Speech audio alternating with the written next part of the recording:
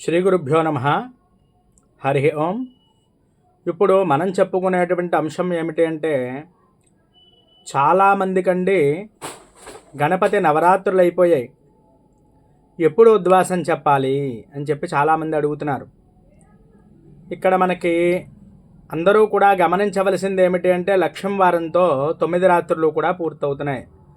మరి శుక్రవారం కదండి, శుక్రవారం మేము ఎలా ఉద్వాసన చెప్తాము అని చెప్పి చాలామంది అడుగుతున్నారు. శుక్రవారం కూడా మనం ఉద్వాసం చెప్పుకోవడానికి శాస్త్రపరంగా అయితే ఇబ్బంది లేదు, కానీ చాలామంది శుక్రవారం ఎత్తడం అయితే ఆచారంలో లేదు. ఇది మీరు అందరూ కూడా దృష్టిలో పెట్టుకోవాలి. అలాంటప్పుడు ఏమిటి అంటే, శనివారం నాడు అందరూ ఉద్వాసం చెప్పుకోవచ్చు ఉదయాన్నే. మరి ఆదివారం చెప్పుకోకూడదా అండి? 11 రాత్రుల్లో 12 రాత్రుల్లో అంటే అలా చేయకూడదు. ఎందువల్ల అంటే, మనకి ఇక్కడ 7వ తారీఖు గ్రహణం అనేది ఉంది. గ్రహణం అనేది ఆ రోజు రాత్రికి పడుతోంది, ప్రారంభం అవుతోంది. అందువల్ల గ్రహణానికి ఈ ఉద్వాసన, ఈ కార్యక్రమాలన్నీ కూడా పూర్తయిపోవాలి. అందువల్ల అందరూ కూడా గమనించి ఈసారికి మాత్రం 9 రాత్రులు అయ్యాక 10వ రోజు ఉద్వాసన చెప్పుకుని, మరి లేదా 11వ రోజు మీరు తప్పకుండా మాత్రం నిమజ్జనం చేసుకోవడం అనేది చాలా శుభప్రదం.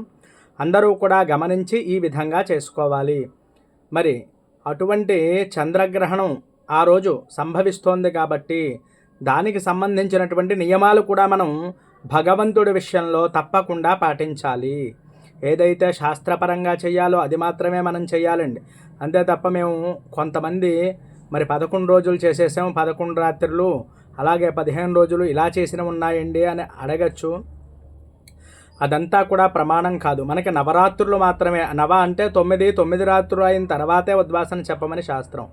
అందువల్ల ఈ విషయంలో మాత్రం గ్రహణం వస్తోంది కాబట్టి గ్రహణాన్ని ముందుగానే ఇవన్నీ కూడా జరగాలి కాబట్టి అందరూ దృష్టిలో పెట్టుకుని ఈ విషయాన్ని అందరూ కూడా ఆ విధంగా చేసుకోవాలి.